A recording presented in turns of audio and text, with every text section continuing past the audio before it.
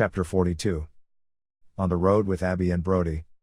Ken Mantell ran the Texas booking office on a boss mentality like Ole Anderson and Bill Watts, and was looking to show Mark Lewin that even though I was taking care of his programs and looking after his business, Ken Mantell was the man in charge.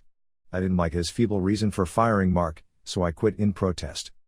Doing things like that was why I had success with the people I managed. They knew that if there were games being played in the office, I would do everything in my power to protect them. They knew my attitude was, united we stand, united we fall. I would even ask my guys, when I go to battle for you in the office, how far do you want me to take it? Do you want me to stop short of getting fired or go all the way if need be? Because of that reason, the extreme loyalty I had for my wrestlers, I had no regrets after walking away from the Texas booking office. I also wasn't overly concerned with where my next paycheck was coming from, because there were plenty of options for me. I could easily have made a phone call to Jimmy Crockett and Dusty Rhodes and gotten myself back into the Carolinas, but instead, I decided to use my exposure on World Class Championship Wrestling to my advantage. World Class Championship Wrestling aired in 85 cities throughout the United States and in 25 foreign countries. The show was everywhere, and whoever was on it was a bona fide star. However, even though the show was seen everywhere, the wrestlers on the show were from the Texas booking office, so the only way anyone could see them live was if they were in Texas. So I got in touch with Bruiser Brody and Abdullah the Butcher, both of whom had a lot of exposure on World Class Championship Wrestling, as well, and worked out a deal where I would become their booking agent and manager, and we would travel around the independent circuit together, going to all the cities that had World Class Championship Wrestling.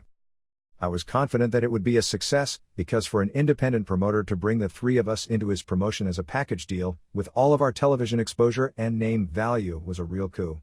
Plus, aside from just being able to advertise actual stars of World Class Championship Wrestling for a one-off show, if the promoter was interested in building their business and drawing money long-term, they couldn't bring in better talent than Bruiser Brody and Abdullah the Butcher.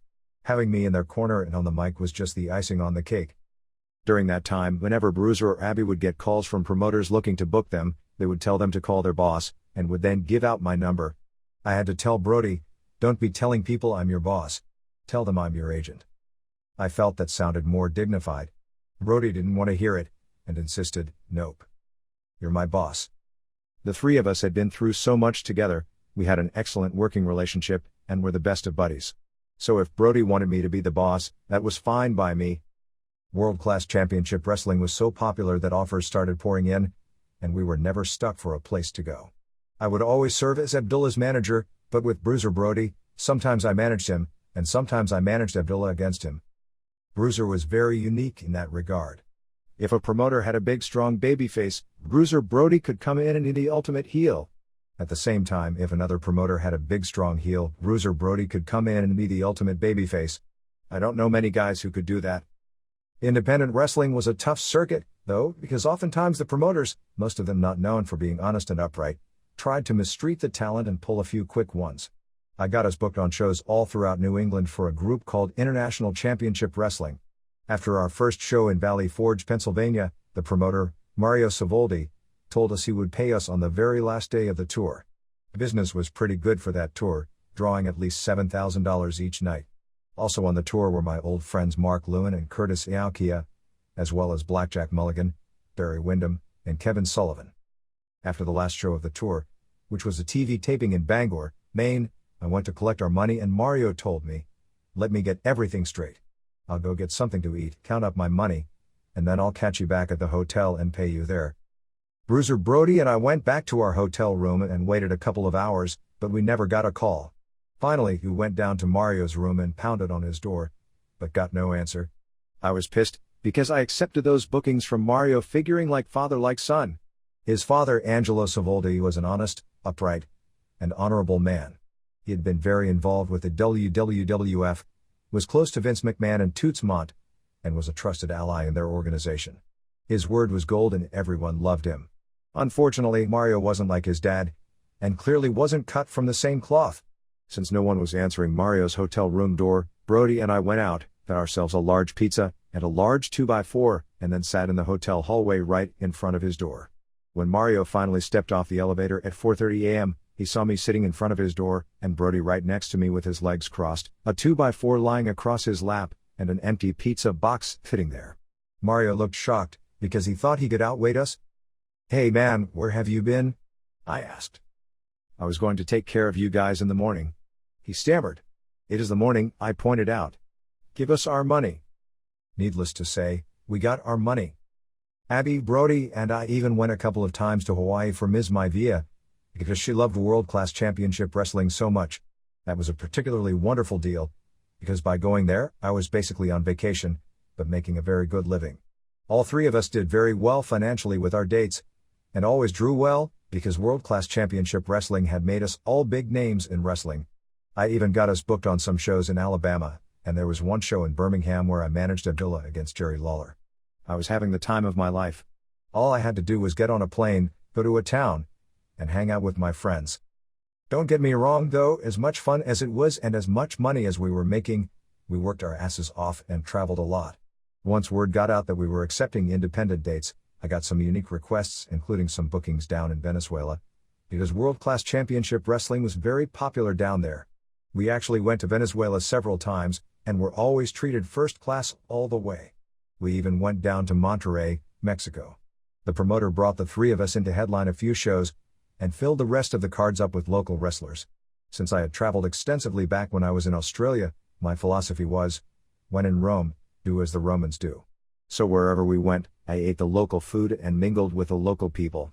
I always understood that I was a guest in whatever country I was visiting, and treated the locals with respect and wasn't the ugly American. And in return, I never had any problems from them. I also started going with Abby and Brody on their trips to Puerto Rico. Bruiser had a good relationship with promoter Carlos Colon, and Abdullah had been with him for 20 years, so they assured me that he was a sweet, nice guy, and a man of his word. Sure enough, Carlos was wonderful to me, and always paid me what he said he would. The three of us would go to Puerto Rico for 14 days, and then go home for 2 weeks and take independent dates in the States.